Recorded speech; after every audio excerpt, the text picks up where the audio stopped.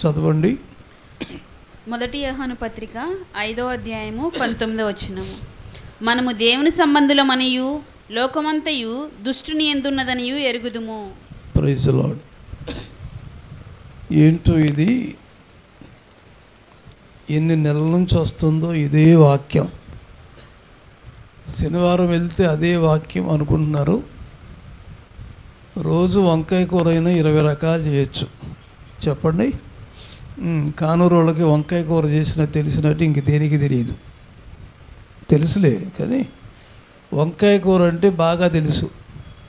అదంతే. ఎందుకని ఇది వరకటి రోజుల్లో ఎక్కడ పడితే అక్కడ బొట్లు వంకాయలు. ఇప్పుడు లేదులే, కానీ అలా నోట్స్ మెయింటైన్ చేయండి. చదువుకున్న వాళ్ళు, రాయగలిగిన వాళ్ళు. ఈరోజు 9వ భాగం, దేవుని సంబంధులు ఎలాగ ఉండాలి. తగ్గించున్నానా? దేవుని సంబంధులు, వారి యోగ్యతలు ఏమిటి అనేది 9వ భాగంలో 2-3 మాటలు.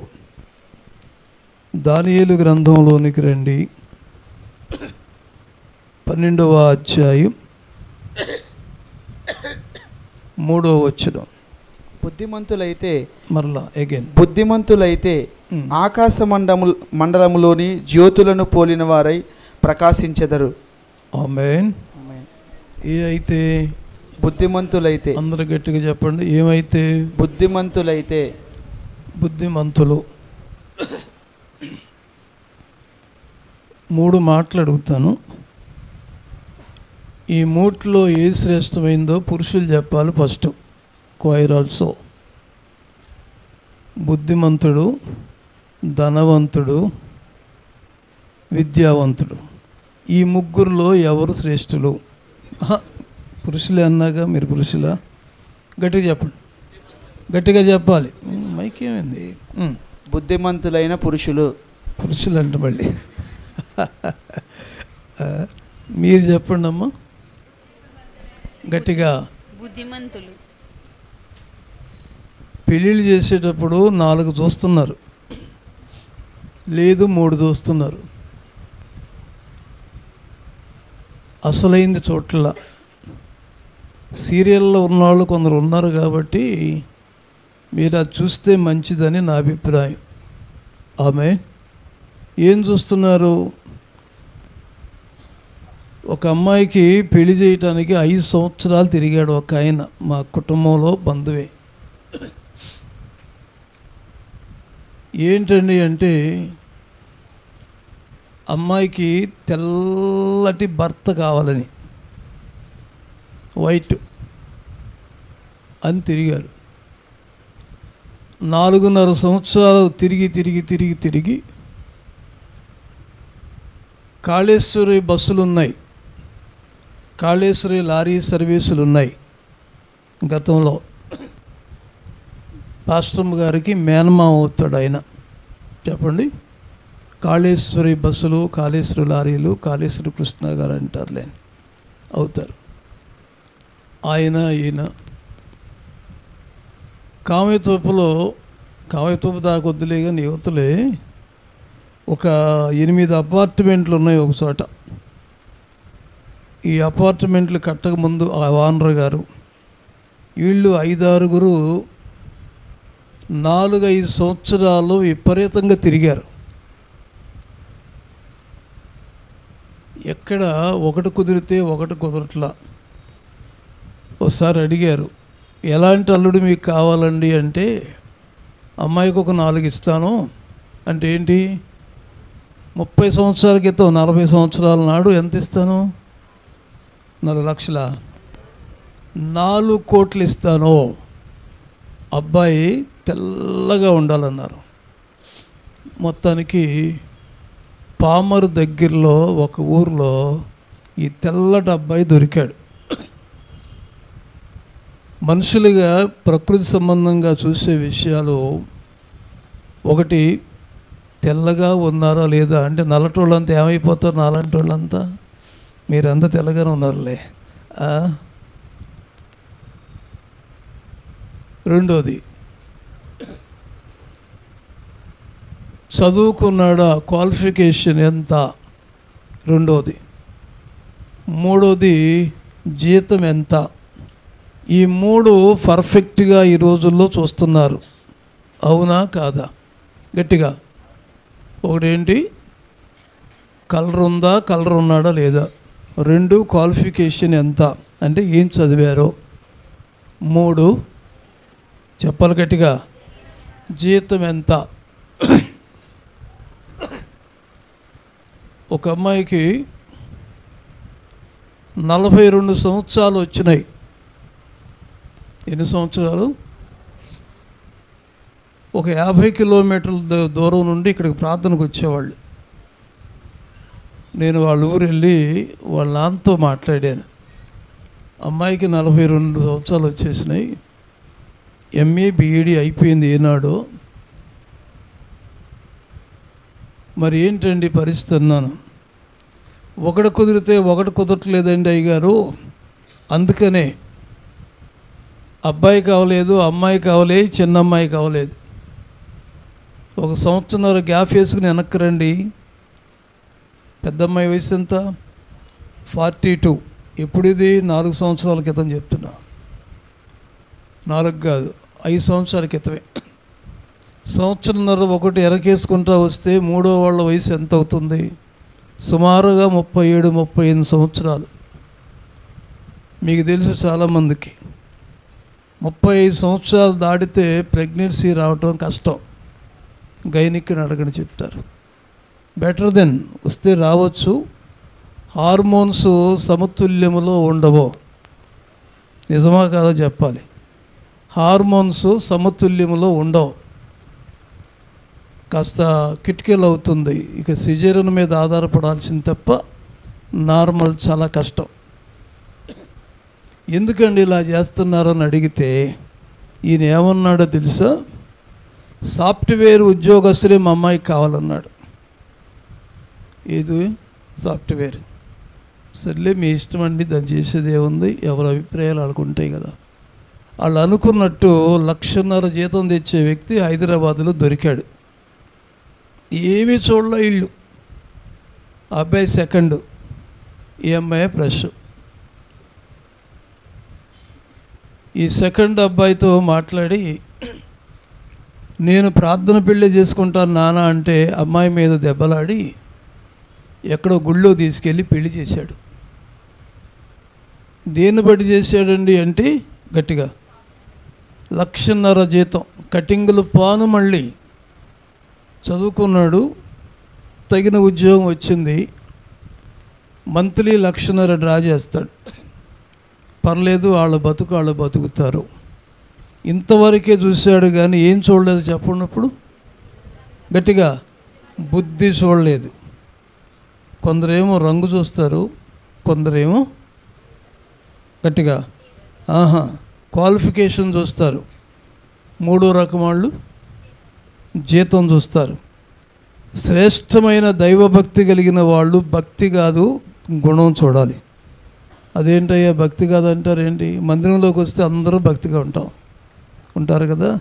బయటికి వెళ్తే చూడండి, ఎవరి గురించైనా పక్కింటి వాళ్ళని అడగండి, వీళ్ళు ఎటువంటి వాళ్ళని అంటే వాళ్ళు చెప్పిన సాక్ష్యమే కరెక్ట్, అంతే. అది అనుభవంలోకి వస్తేనే అర్థం అవుద్ది. పెళ్ళైన 2వ నెలలో ఈ అమ్మాయి నాకు ఫోన్ చేసింది, అంకులు నా పరిస్థితి ఏమీ బాగాలేదు అంది. అదేంటమ్మాయి, 1,50,000 జీతం అని మీ నాన్న తీసుకొచ్చి కట్టాడు కదా, మరి నువ్వు ఇష్టపడి చేసుకున్నావు కదా, ఏంటంటే నెలకి 20,000 కూడా చేతికి రావట్లేదు అంది. జీతం ఎంత? 1,50,000. మరి ఇంటికి తెచ్చేది ఎంత? 20,000 కూడా తేడు. ఏంటండి అంటే రాత్రి 9ంటికి బయటికి వెళ్ళిపోయి 1 గంటకు వస్తాడు. వెళ్ళేటప్పుడేమో పూల రంగల్లాగా వెళ్తాడు, వచ్చేటప్పుడేమో పందిలాగా వస్తాడు. డొలిగింతున్నాడు, పేకాట ఆట అసలు లేదంటూ ఏమి లేదు. ఇక ఆఖరికి అమ్మాయి, నేను అనకూడదులే కానీ ఇటువంటి వాళ్ళు కట్టుకున్నావు, భవిష్యత్తులో పిల్లలు పుడితే నువ్వు ఇబ్బంది పడతావు, ఇంకంతకన్నా ఏం చెప్తాను ఒక తండ్రిగా, కాస్త ఆలోచించి ప్లాన్ చేసుకో అన్నాను నేను. తప్ప ఒప్ప నీకే పెట్టనోడు పుట్టింటి కాడ నుంచి ఈ సబ్బులకు కానీ పౌడర్కి కానీ డబ్బులు తెచ్చుకోవాలి. 1,50,000 జీతగాడు.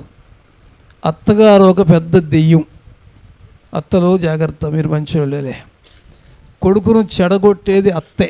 అక్కడ మాత్రం ఎరా మీ ఆవిడేంటి వారానికి 4 సార్లు కొట్టట్లేదు ఏంటా అందంట. పెట్టట్లేదంటే సంతోషంగానే, కొట్టట్లేదని ఏమత్తండి బాబు. ఉయ్యూరు దగ్గర ఊరు వాళ్ళదే. ఇది ఉద్యోగం వస్తే హైదరాబాద్లో ఎగిరి పడ్డారు అక్కడికి వెళ్ళి. ఇప్పుడు చెప్పండి గట్టిగా, ఏం చూడట్లేదు? వీళ్ళే కనుక గుణం చూసినట్లయితే మొత్తానికి అమ్మాయి ప్రెగ్నెన్సీ రానే వచ్చింది. ఎట్లాగో మొత్తానికి వాడినది మందులు బాగా. అడ్రస్ చెప్పను కానీ రామర్పాడు దగ్గరలో ఒక హాస్పిటల్ జాయిన్ అయ్యి నాకు ఫోన్ చేసింది. అంకులు నాకు ఇది పరిస్థితి ఇట్లా ఉంది, సిజేరియన్ చేస్తానంది డాక్టరు ఇది అన్నాను. అదే రైట్ అమ్మా అన్నా నేను. అవునా కాదా? అదే రైట్ అమ్మా, అట్లాగే ప్రొసీడ్ అయిపో అన్నాను.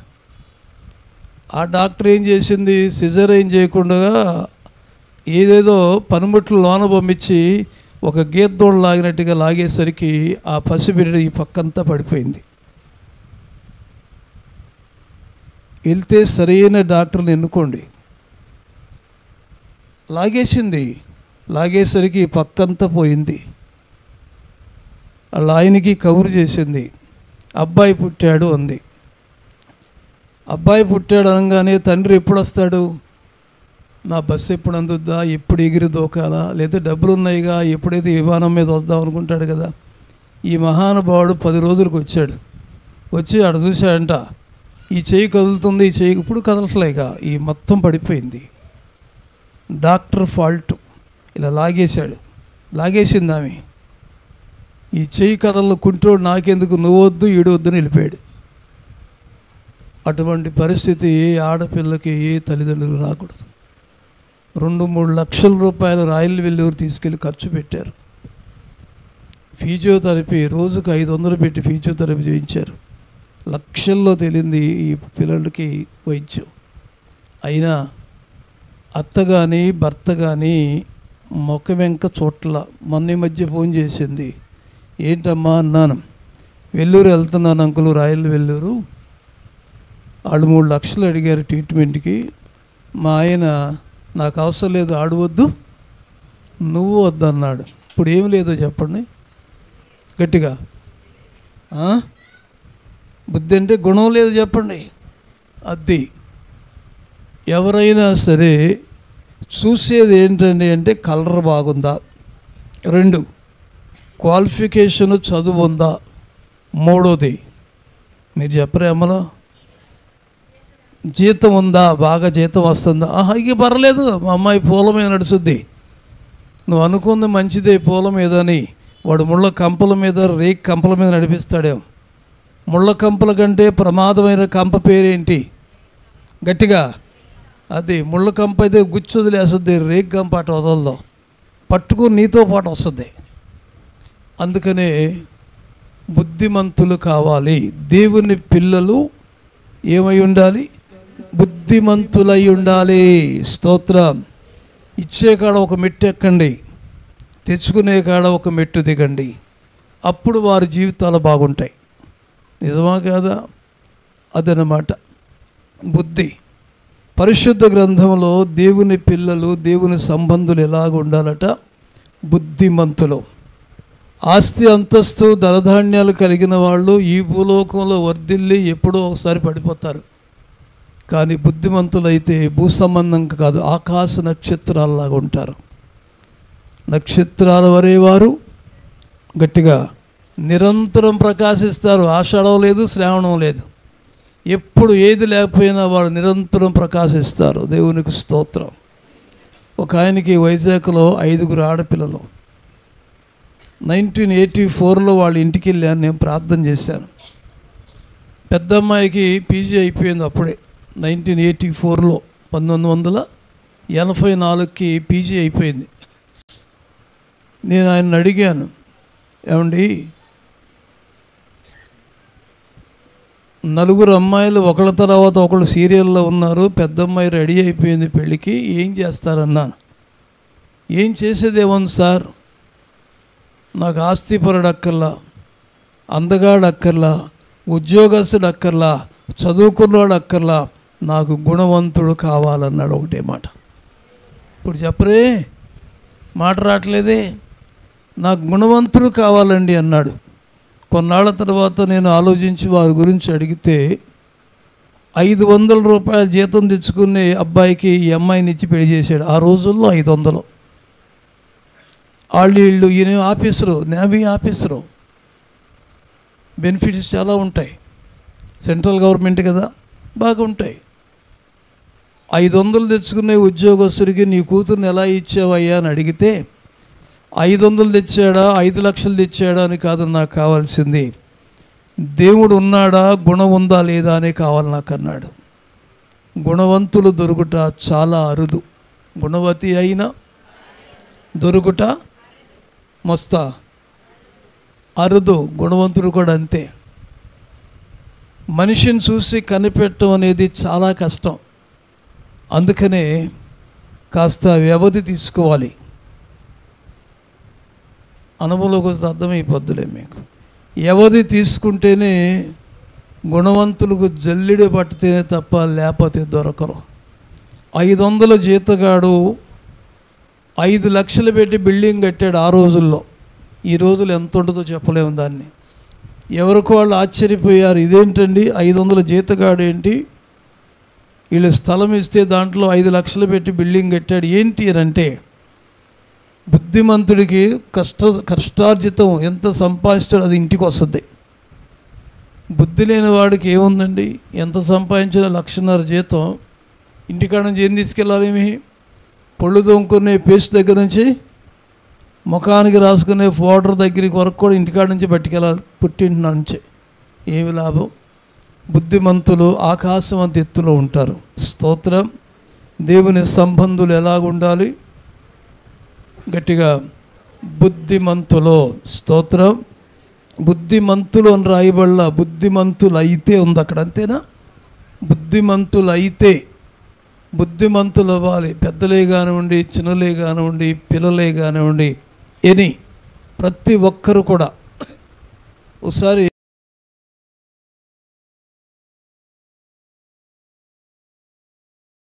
ఇంటికి వచ్చారు.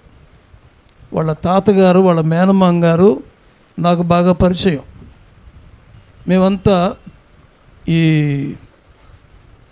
కళ్యాణ మండపం వెంకటేశ్వరరావు గారు, మేమంతా ఒక బ్యాచ్గా ఒక్కరు అసోసియేషన్లో సభ్యుడు నేను అప్పట్లో.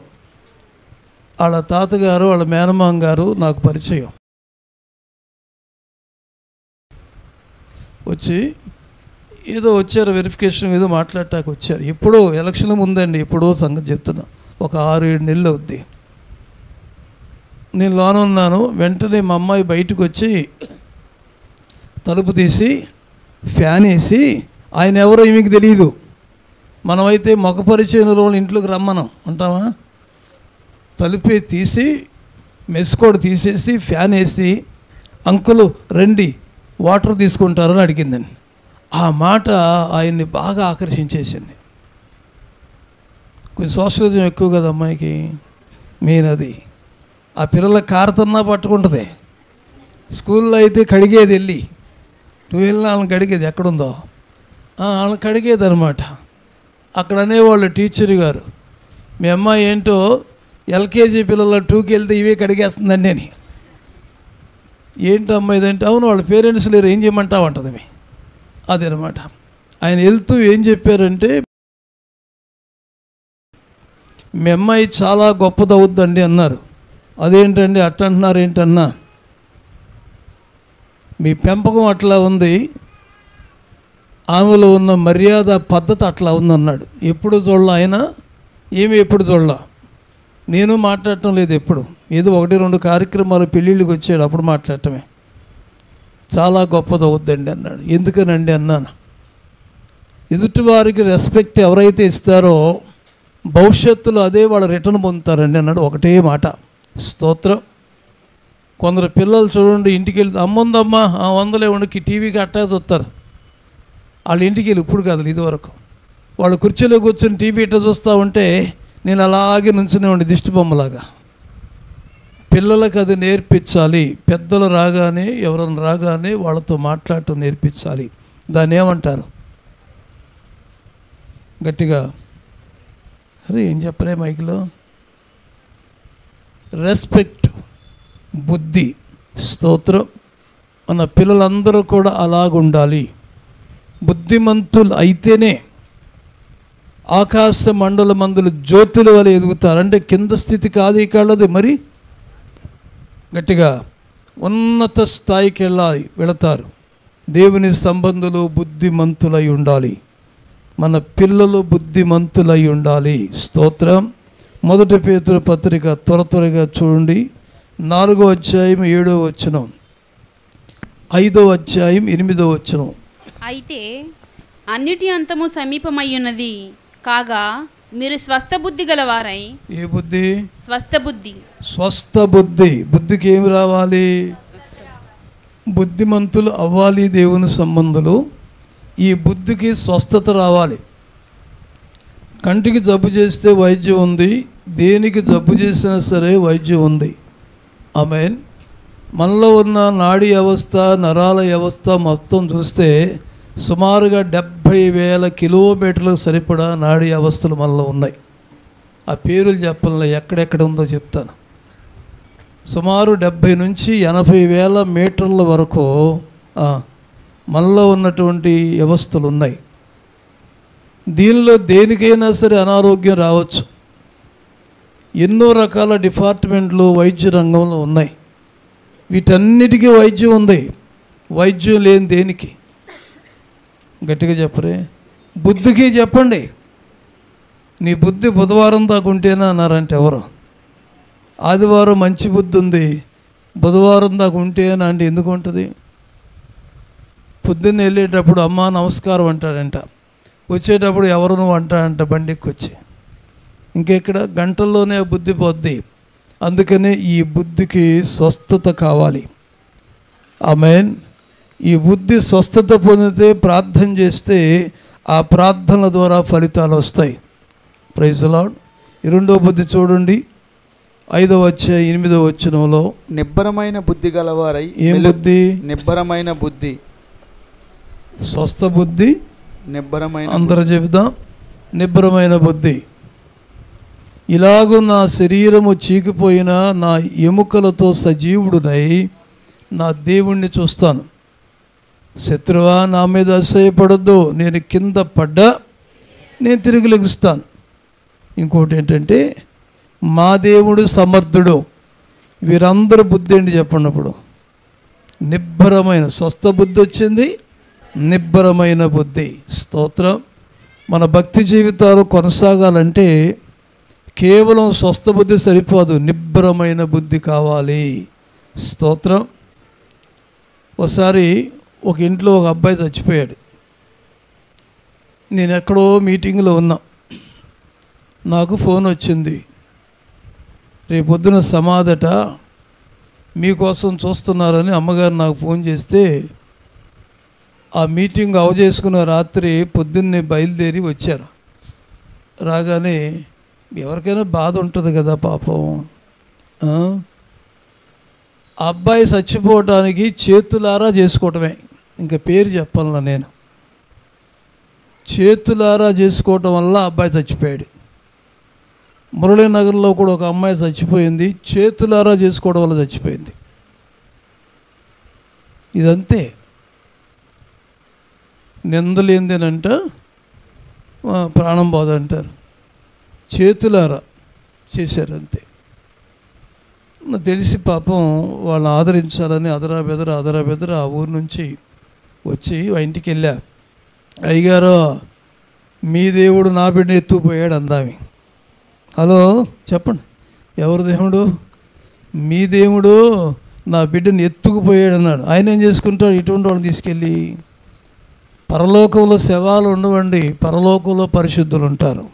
మీ పక్కన వాళ్ళు చెప్పండి, పరలోకంలో శవాలుండో, మరి ఎవరుంటారు? పరిశుద్ధులు ఉంటారు. బాధలో మాట్లాడింది. పాపం నేనేం మాట్లాడకుండా మెదలకుండా ఉన్నా. నేనేదో చంపేసినట్టుగా అందరూ కొరకొర న్యాయంగా చూస్తున్నారు. మరి అంతేగా, అందరూ చూస్తూ ఉంటే సర్లేకి మనం మాట్లాడే పరిస్థితి కాదు. అటువంటి చోట ప్రార్థన కూడా చేయకూడదు. ప్రార్థన ధూళ్ళలో పోసినట్టు ఉంటుంది. వాక్యం ఏముంది తెలుసా? అది వద్దులే, ముత్యాలు పోయి బాకండి అందరు. అక్కడ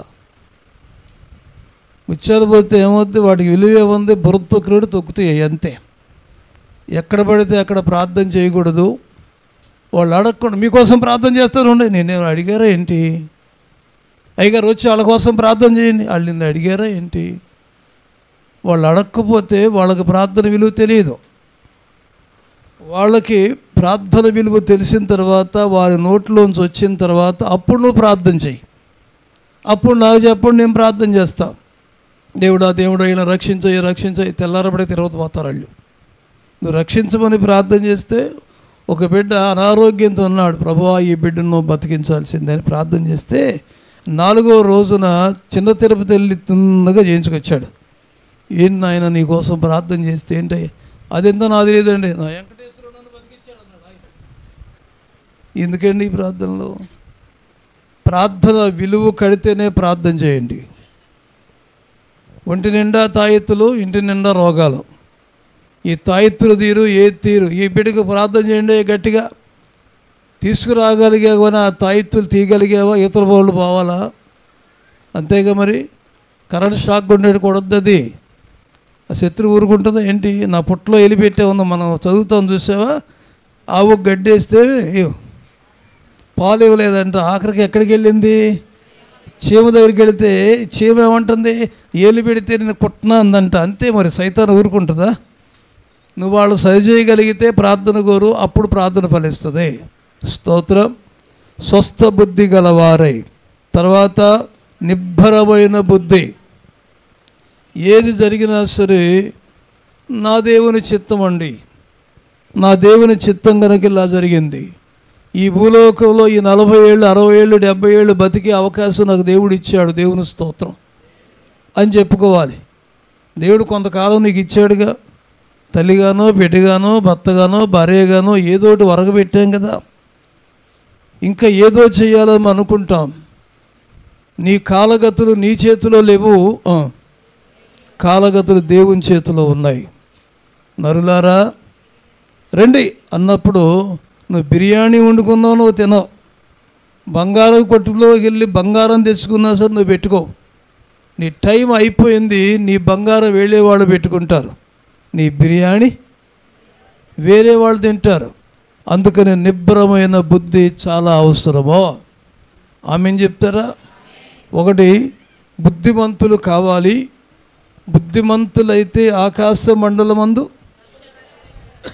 జ్యోతుల్లాగా ప్రకాశిస్తారు. అందుకు ఈ బుద్ధికి ఏం రావాలి? స్వస్థత రావాలి. తిట్టేవాడు తిట్ట మానాలి, ఊత పదాలు మానాలి, బూతులు మానాలి, నోరు కంట్రోల్లో ఉండాలి. అననీయ సఫీరాలకి నోరు కంట్రోల్లో లేదు కనుక ఇద్దరు చచ్చిపోయారు కదా. నోరు కంట్రోల్ లేదు కనుక మంచిగా ఉన్న శరీరం, ఆరోగ్యంతో ఉన్న శరీరం ఆఖరికి అంతా ఒళ్ళంతా కుష్టి వచ్చేసింది. ఎవరికో అమ్మా మిరియాం చెప్పండి. గెహాజీ చేసిన దానికంటే మిరియాం చేసింది చాలా పెద్ద తప్పు. ఇద్దరు ఏకమయ్యారు అక్కడ. అక్క తమ్ముళ్ళు ఇద్దరు ఏకమయ్యి, ఏరా నీకు చెప్పాడు? నాకు చెప్పలేదు అక్క. మరి నాకు చెప్పలేదుగా. ఈ పెళ్లి చేసుకుంటే వాళ్ళకేమైంది? దేవుడు కలగ చేసుకున్నాడు. నోటి తొందరను బట్టి గతంలో చెప్పాను, నాలుక అగ్ని. దీన్ని కంట్రోల్ చేసుకుంటేనే స్వస్థ వస్తుంది. దీన్ని కంట్రోల్ చేసుకుంటేనే బుద్ధి మారద్ది. బుద్ధికి స్వస్థత రావాలి, అప్పుడే నిబ్బరమైన బుద్ధి వస్తుంది. స్తోత్రం. అన్నీ ఇచ్చిన తండ్రి, ఇచ్చిన తండ్రి పడాలందరూ తీసుకపోయే అని యోబు పలుకలేదా? ఓ భక్తుడా అన్నీ ఇచ్చిన వాడు అన్నీ తీసుకపోయే అన్నీ ఇచ్చిన వాడు అన్నీ తండ్రి, అన్నీ ఇచ్చిన తండ్రి అన్నీ తీసుకుపోయే అని యోబు పలుకలేదా? తీసుకొని పోయే, అక్కడ బ్రేక్ అయ్యకూడదు.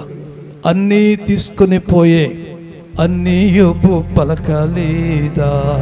ఓ భక్తుడా అని యోబు పలుకలేదా? ఆమేన్.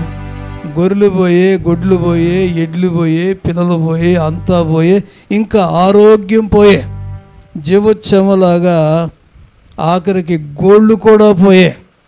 అన్నీ పోయినా యోబులో ఉన్నది ఏది పోలేదో చెప్పాలి. చెప్పాలి అందరూ. మైకులు ఏమన్నాయా? అన్నీ పోయినాయి, యోబులో ఒక్కటి పోలేదు. అదేంటి? మైకులు ఏమైనా ఇన్నిసార్లు చెప్పాను. నిబ్బరమైన బుద్ధి. చెప్పు తల్లి బంగారు, నువ్వే చెప్పావు. వీళ్ళందరి దగ్గర మైకులు తీసేయాలి. గట్టి చెప్పమ్మా. నిబ్బరమైన బుద్ధి. నిబ్బరం పోలేదనండి. ఉద్యోగం పోయినా పోకూడదు, ఆదాయం తగ్గిన. విచిత్రం ఏంటంటే మామూలు రోజుల్లో కంటే కరోనాలో అందరూ ఒళ్ళు చేశారు. నిజమేనా? 4 రకాలు వండుకున్నారు. మామూలు రోజులైతే ఒక రకం వండుకోవడా కుదరలా. ఒక ఆయన అన్నాడు, ఏంటయ్యా పొట్టొచ్చింది అన్నా. నేను దబ్బుకురా. అయ్యగారు డ్యూటీ లేదు కదా, పనులు లేవు, పొద్దున్న ఒక టిఫిను, సాయంత్రం ఒక టిఫిను, మధ్యాహ్నం అది. అబ్బో అయ్యగారు విపరీతంగా పెట్టేస్తున్నారని ఇంటికి. డబ్బులు ఎక్కడే అన్నా నేను. ఏమో అంటున్నాడు ఆయన. చూసారా, ఏమీ లేకపోయినా, రైళ్ళు ఆగినా, బస్సులు ఆగినా, ఆఫీసులు ఆగినా, ఆఖరికి మందిరం ఆగిపోయినా దేవుడు ఎవరికన్నా తక్కువ చేశాడా? అదే నిబ్బరం అంటే. నా దేవుడు నాతో ఉన్నాడండి. గట్టి చెప్పండి. ఆయన చిత్తం లేకుండా నాకేమీ జరగదో. గట్టిగా జరిగితే జరగనివ్వండి. గట్టిగా నిజంగా చెప్పారా? జరిగితే జరగనివ్వండి, ఏదైతే అది అవుద్దండి. ఇది నిబ్బరం అంటే. అలాంటి నిబ్బరం కలిగిన వాళ్ళంతా హల్లెలూయా చెప్పండి. నిజంగా చెప్పారా? నిజంగా చెప్తేటానండి. ఆమేన్. గట్టిగా ఆమేన్. దేవుడు నీకేం గుప్పుడు మెతుకులు తక్కువ చేయడు. మీ పక్కన వాళ్ళు చెప్పండి. గుప్పుడు మెతుకులు తక్కువ చేయడు. ఆమేన్. ఈ ఉద్యోగం పోతే దాని తాత లాంటి దేవుడు ఇస్తాడు. ఈ వ్యాపారం తగ్గితే ఇంకొక వ్యాపారం దాని ముత్తాత లాంటిది ఇస్తాడు. అందుకు ఏం కావాలి? దేవుడు మన దగ్గర నుంచి ఏం కోరుతున్నారు? గట్టిగా నిబ్బరం, నిబ్బరం, నిబ్బరం. స్తోత్రం. ఒకళ్ళు వచ్చి చాలా క్రితం, అయ్యగారు మందిరం అంతా ఖాళీ అయిపోయినట్టు దేవుడు నాకు చూపించాడు అన్నారు. నేను నా దేవుని స్తోత్రం అన్నా. హలో, మందిరం అంతా ఏమైందంట? ఖాళీ అయిపోయింది అయ్యగారు అన్నాడు. నీకు ఎప్పుడు కనపడిందో చెప్పన్నాను. రాత్రా, పగల, మధ్యాహ్నం అన్న. మధ్యాహ్నం 3 గంటల తర్వాత కనపడింది అన్నాడు. అది ప్రార్థన టైం రా బాబు. ప్రార్థన టైంలో ఇటువంటి అపశకునాలు నీకెందుకు కనపడతాయి? పగటి కళలో. అంతేగా. ఎప్పుడైతే ఆ కళ చెప్పాడో కింద కూడా ఓపెన్ చేశాం. పిచ్చి మాటలు నమ్మకండి. దేవుని దయ ఉన్నంత కాలం ఏమీ జరగదో.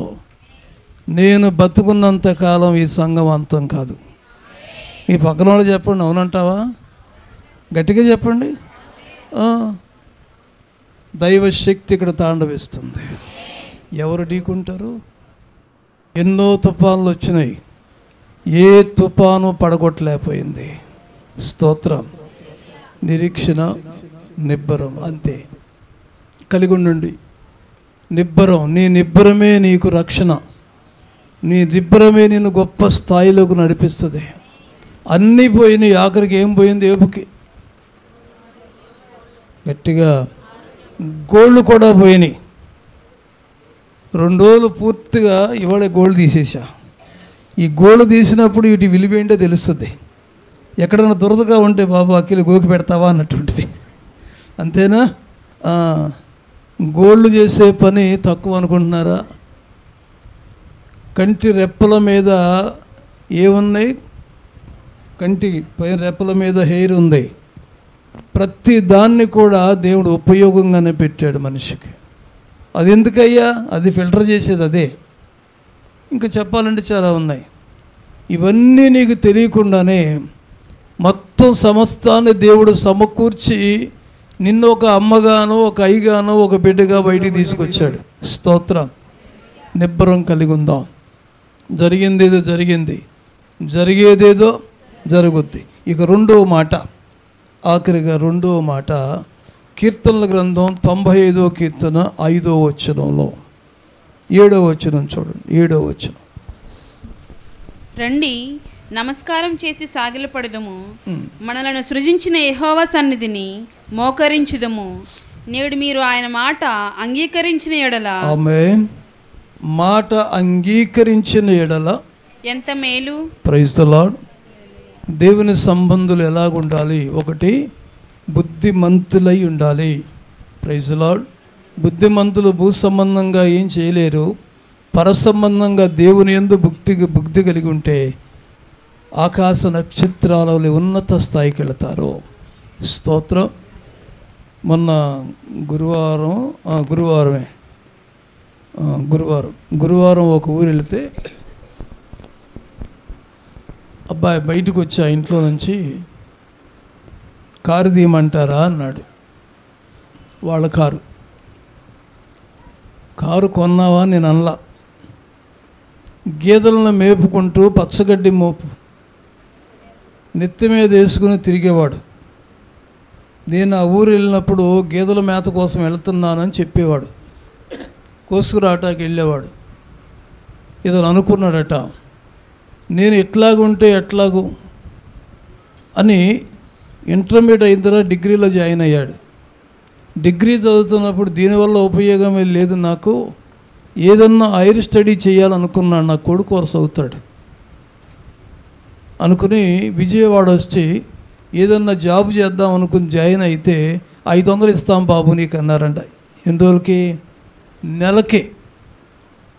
సీతారాంపురంలో 500కి ఉద్యోగానికి జాయిన్ అయ్యి ఒక రూమ్ తీసుకుని 300 అద్దె కట్టి ఇంటికాడ నుంచి బియ్యం తెచ్చుకుని MBA చదివాడు. ప్లేస్మెంట్ వచ్చేసింది. డైరెక్ట్గా పశ్చిమ బెంగాల్ కలకత్తాలో ఉద్యోగం వచ్చింది. వచ్చేస్తే అక్కడికి వెళ్ళాడు. మంచి స్థాయిలో ఉన్నాడు. తర్వాత వాళ్ళు ఆంధ్రాకి పంపించారు. పెళ్ళయింది, 2 పిల్లలు పుట్టారు.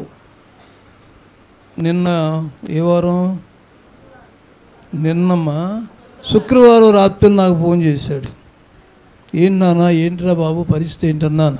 బాబాయ్, శంషాబాద్లో ఇన్ని గజాలు కొన్నా. ఇప్పుడు చెప్పండి, శంషాబాద్లో ఇన్ని గజాలు కొన్న స్థలం గట్కేసర అవతల అట్లా కొన్నాను. ఇంకెక్కడ కొన్నా రంగారెడ్డి జిల్లాలో కొన్నాను. ఇంకా ఉంది, మేము ఒక గ్రూప్ అయి కొనబోతున్నాం అన్నాడు. మన ఇంటికి వెళ్ళినప్పుడు బుధవారం ఇక్కడే ఉన్నాడు. పోయిన వారంలో గురువారం కూడా ఇక్కడే ఉన్నాడు. ఏంటి పరిస్థితి అంటే, నువ్వు బండేసి రావటం ఏంటి బాబాయ్, కారు తీస్తాను రా అన్నాడు. వీడికి సైకిలే లేదే, ఎప్పుడు సైకిలే లేదు, ఇప్పుడు కారు తీస్తాను అంటున్నాడు. ఏంటి ఆ కారు ఇంకా చూసా, కాస్ట్లీ కారే అది, అర్థమైపోద్ది కదా. ఎక్కడ పడితే అక్కడ హైదరాబాద్లో కాస్ట్లీ ఏరియాలో ఇల్లు కొన్నాడు. నేను అడగల ఎన్ని ఎట్ట వచ్చిందిరా నీకు, నేను అడగల. ఎందుకు అడగటం? వాడు కష్టపడుతున్నాడు, ఉద్యోగం చేస్తున్నాడు, మంచి జీతం వస్తుంది. అమ్మాయి హౌస్ వైఫే, ఉద్యోగం వచ్చింది, చేస్తున్నాడు. గట్కేసర్లో కొన్నాను. ఇంకెక్కడన్నాను? శంషాబాద్లో కొన్నాను. ఇంకెక్కడో కొన్నాడు, రంగారెడ్డి జిల్లాలో, అక్కడ కొన్నాను. ఇంకా కొంతమంది ప్లాన్ చేసుకుంటున్నాం బాబాయ్, అక్కడ గేటెడ్ కమ్యూనిటీలో కొనాలని ప్రయత్నం చేస్తున్నా అన్నాడు. నాకు ఆశ్చర్యం అయిపోయి మైండ్ తిరిగిపోయింది. ఏంట్రా నువ్వే కొన్నావారు బాబు అన్నా. నేనే బాబాయ్, ఇంకేదన్నా ఉంటే చెప్పు, అన్నీ కొంటానన్నాడు. గుణవంతులండి, గుణం కలిగి ఉంటే. ఎందుకు చెప్తున్నాను ఈ మాట అంటే, మాట విన్నాడు గనక. గట్టిగా చెప్పండి. కుర్రోళ్ళతో కలిసి తిరగటం, చెడు అలవాట్లు గురి కాలేదు. గుణం లేకపోతే అలవాట్ల దగ్గరికి వస్తాయి. అలవాట్ల దగ్గరికి వస్తే మాట ఎన్నరో. ఎంతన్నా రానివ్వండి, ఎన్ని లక్షలు ఎన్ని కోట్లు నువ్వు ఇచ్చి కట్నం ఇచ్చేస్తావో ఆ తర్వాత ఏది ఉండదు ఇక. అంతే పరిస్థితి. మాట వినుట, మాట వింటే ఎంత మేలు మేలు. నేడు మీరు ఆయన మాటను అంగీకరించిన యెడల మేలు. దేవుని పిల్లలుగా దేవుని మాట, దైవజనుల మాట, పెద్దల మాట వినేవారుగా ఉండాలి. నీ వినేవారిలో ఉండాలి కానీ అనేవారిలో ఉండకూడదు. గట్టి చెప్పండి. నేను అనేవారిలోనే ఉంటానని చెప్పండి. అది ఎప్పుడైతే వినేవారిలో నీ ఉంటావో దేవుని కనుదృష్టి నీ మీదకి వస్తుంది. మాట వినకపోటట బాల్యం నుండి వాడికని రాయబడింది ఇర్మీయా గ్రంథంలో. ఆ అబ్బాయిని చిన్నప్పటి నుంచి నాకు తెలుసు కాబట్టి, అన్నదమ్ముల పిల్లలే కదా, వాడు నా కొడుకే అవుతాడు. అసలు ఇంత స్థాయికి ఎలా వచ్చాడు? ఊళ్ళోకి వస్తే అంత స్థాయిలో ఉన్న ఇప్పుడు కూడా పొలం వెళ్ళి గడ్డి తీసుకొస్తాడు. తోటలు ఉన్నాయి, మామిడి తోటలు ఉన్నాయి, పొలాలు ఉన్నాయి. వీడికి ఉద్యోగం వచ్చిన తర్వాత 4 ఎకరాల తోట పెంచాడు. ఇంకా ఏం తోట? మామిడి తోట. ఇంకా 4 ఎకరాలు పెంచాడు. ఎంత ఉందిరా బాబు అన్నా నేను. అక్కడ ఎకరం అక్కాయికి ఇచ్చేసాం కదా బాబాయ్, అక్కడ 4 ఎకరాలు కొన్నాను అన్నాడు.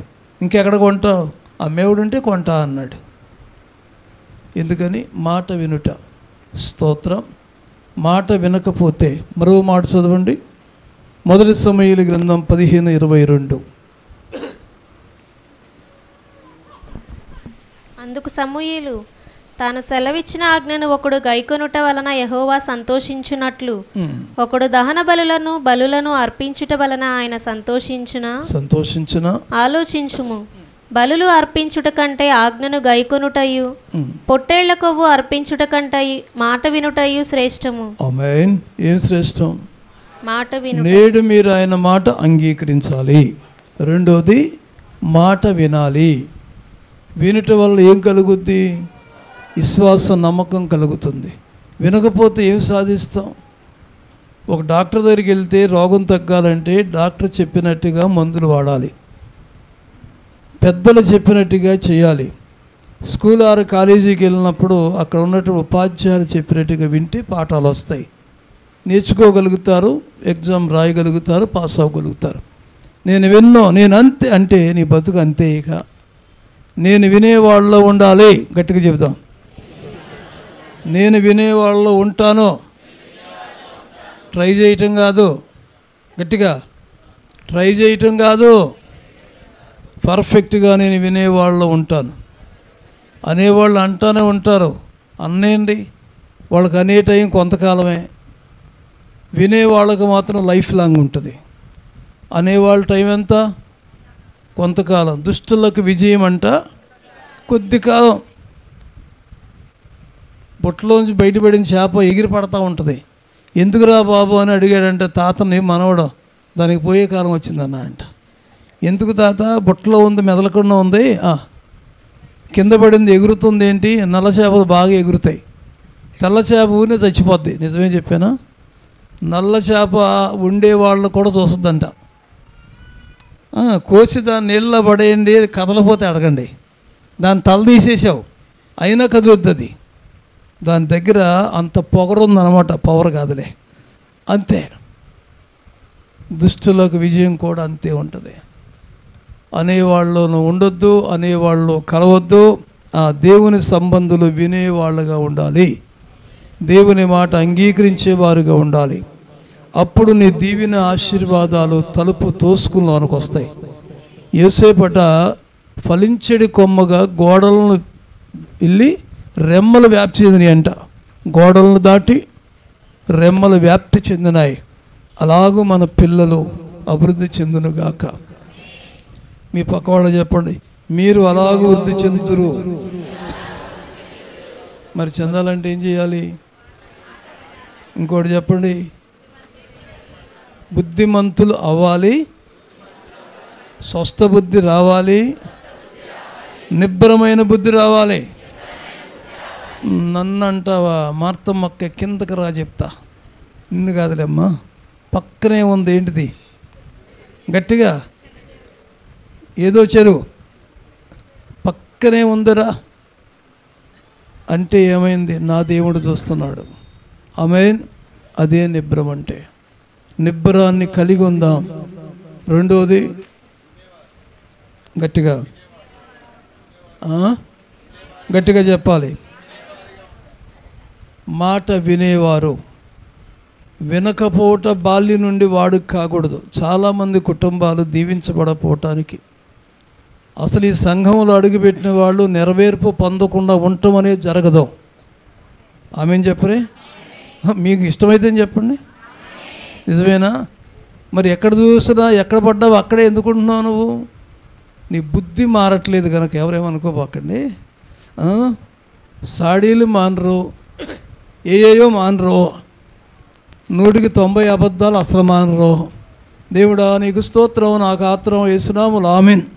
అంతే. నీ ప్రార్థన గడప దాటదో, పరలోక తలుపులు తెరవబడవు, అబ్దతో నీ ఇంట్లోకి రాదు, జీవితంలో విజయం పొందలేం.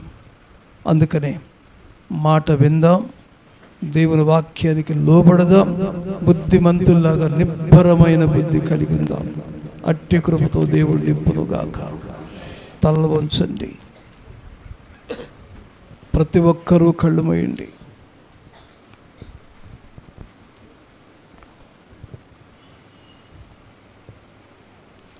ప్రతి ఒక్కరూ కళ్ళు మూసి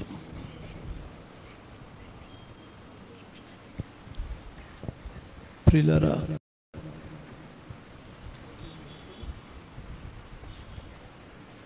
దేవుని సంబంధులు ఎలాగుండాలి? అందరూ కళ్ళు మూసి దేవునితో మాట్లాడే సమయం ఇది. దేవుని సంబంధులు బుద్ధిమంతుల వలె ఉండాలి. వివాహానికి అన్నీ కోరుతారు. బుద్ధిమంతుల కోరేవాళ్ళు చాలా తక్కువ ఉంటారు. బుద్ధి నిన్ను రక్షిస్తుంది. బుద్ధి నిన్ను ఉన్నత స్థాయికి నడిపిస్తుంది. మన జీవితం ఉన్నత స్థాయికి వెళ్ళాలంటే దేవుని దృష్టిలో నీవు బుద్ధిమంతుడిగా ఉండాలి. నీవే ఈ తరం వారిలో నా ఎదుట నీతిమంతుడిగా కనపడ్డావు. నోవహు అంటే బుద్ధిమంతుడు. ప్రియులారా, బుద్ధిమంతులుగాను మాట వినేవారిగా ఉండాలి. అప్పుడు మన విజయం పొందుతాం. ఏది నీ భక్తి జీవితానికి అడ్డు వస్తుంది? ఏది విజయం పొందలేకపోతున్నావు? అడిగిన దాన్ని పొందలేకపోతున్నావు, అందుకోలేకపోతున్నావు, ఫలితాలు అందుకోలేకపోతున్నావు. కారణాలు ఏంటని ఒక్కసారి దేవుణ్ణి అడుగుతావా? తండ్రి, నన్ను బుద్ధిమంతుల లెక్కలో ఉంచయ్యా. నేను బుద్ధిమంతుల లెక్కలో కోరుతున్నాను. నా జీవితంలో అద్భుతాన్ని నేను బ్రతికుండగానే నేను చూడాలన్నాయినా. నా బిడ్డల భవిష్యత్తు నేను బ్రతికుండగానే నా కుటుంబంలో వెలుగు నేను బ్రతికుండగానే చూడాలని దేవుని సందులో ప్రార్థన చేద్దాం. ప్రియులారా,